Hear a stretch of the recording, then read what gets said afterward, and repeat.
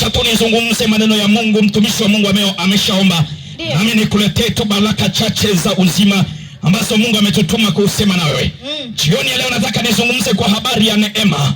Neema ambayo tumepewa na Mungu katikati ya maisha yetu. Neema ambayo Mungu ametufunulia na ametupa katikati yetu.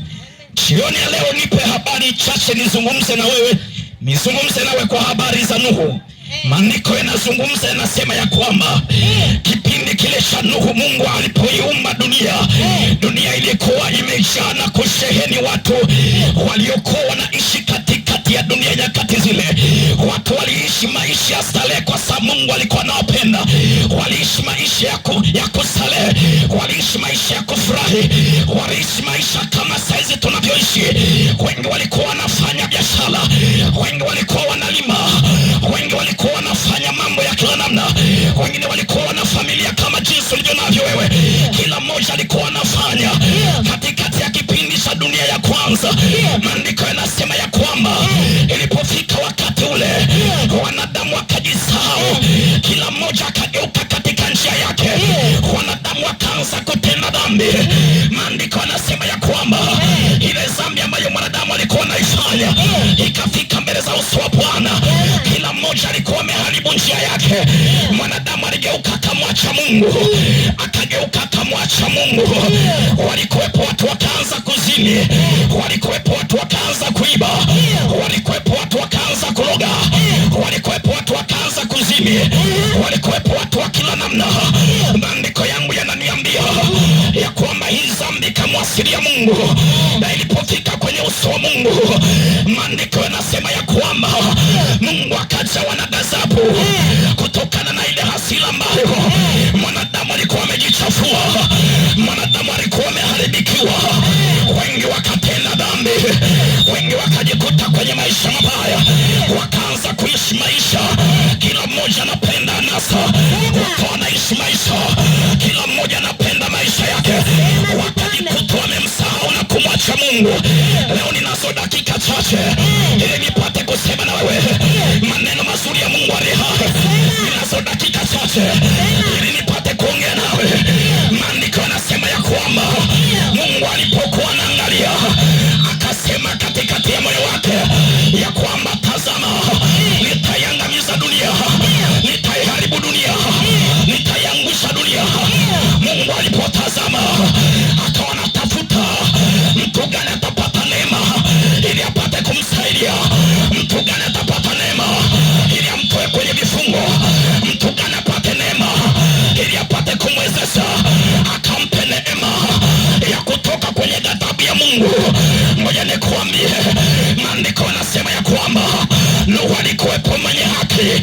Nuhu alipokuwa mwenye haki, inasema ya kwamba Nuhu akapata neema machoni pa Bwana. Nuhu akapata neema machoni pa Bwana.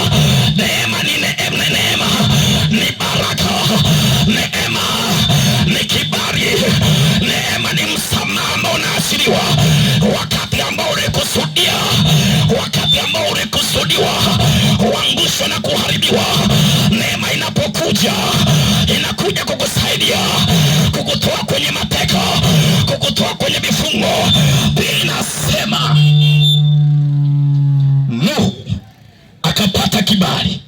Amen. Nuhu akapata kibali. Ngoja nikwambie mtu wa Mungu, katika nyakati kama hizi, nyakati ambayo dunia imeharibika, nyakati ambayo dunia imeharibika, dunia imejaa dhambi ya kila namna. Mashoga tulikuwa tunasikia tu zamani ya kwamba wako wako nje ya nchi, wako Ulaya, wako huko wapi, lakini leo sio ajabu mpaka hata Mkundi hapa tuna watu wanaoitwa mashoga. Tulikuwa tunasikia tu zamani ya kwamba kuna watu wanaweza wakaua ndugu zao. Tulikuwa tunasikia tu zamani ya kwamba uovu wa kila namna, wasagaji wako duniani. Lakini ngoja nikwambie, nina uhakika kabisa kukwambia ya kwamba ukisearch hapa Mkundi utakutana na wasagaji. Lakini ngoja nikwambie, leo nimekuletea habari njema ya neema machoni pa Bwana. Maandiko yanasema ya kwamba Nuhu akapata neema machoni pa Bwana. Ngoja nikwambie kwa nini Nuhu alipata neema machoni pa Bwana. sana. Ni kwa sababu Mungu alimpenda, ni kwa sababu Mungu alimpenda. Wakati ambao Mungu anatamani aiangamize dunia, Mungu anatamani aiharibu dunia, anapoangalia na kuona wewe, anajua nakupenda, anasema ngoja niwapeleke watumishi wa Mungu wakamwambie ya kwamba neema imekuja kwake, ili apate kutubu, ili apate kugeuka, ili apate kutubu na kusamehewa dhambi. Jioni ya leo ngoja nikuambie, neema inapokuja inakuja kukusaidia. Najua dhambi imekutesa, najua uasherati umekutesa, najua pombe imekutesa, najua kujiuza kumekutesa, najua uchafu wa kila namna yamkini umefanya wa kila namna na umeshinda kutoka. Ngoja nikuambie, sisi tulijaribu kutoka kwenye vifungo vya dhambi kwa akili zetu, lakini haikuwezekana. Akaja mwanaume mmoja anaitwa Yesu. Yesu alipokuja yeye akatutoa. Ngoja nikuambie, Yesu akija ndani yako, hiyo ndio neema. Yeye akiingia kwako, yeye anakutoa kwenye vifungo. Amen.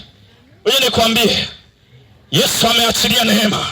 Amen. Maana anasema mmeokolewa kwa neema, kwa njia ya imani iliyo katika Kristo Yesu. Umeokolewa kwa neema. Ngoja nikwambie, wokovu umeshatolewa. Mtu kila mmoja anachagua, ni maamuzi ya kuchagua niokoke au nisiokoke. Ngoja nikwambie, maandiko yanasema ya kwamba Yesu akiwa pale msalabani akasema yote imekwisha. Alikuwa anamaanisha nini? Alikuwa anaiachilia ile neema kwa ajili ya watu wote waliokuwa wamepotea. Alikuwa anaiachilia neema kwa ajili ya watu wa Mkundi, kwa ajili yako baba, kwa ajili yako Juma, kwa ajili yako mama, kwa ajili yako kijana.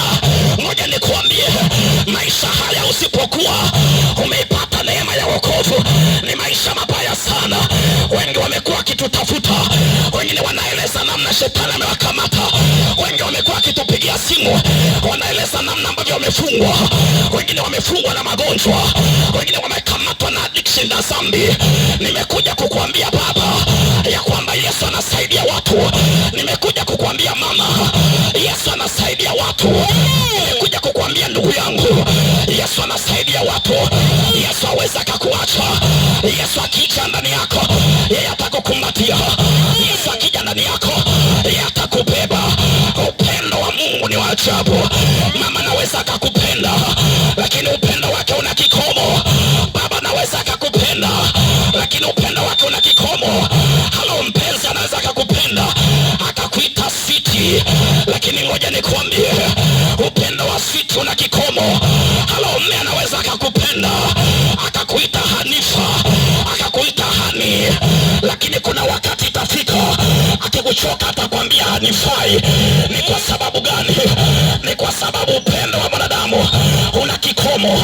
Nimekule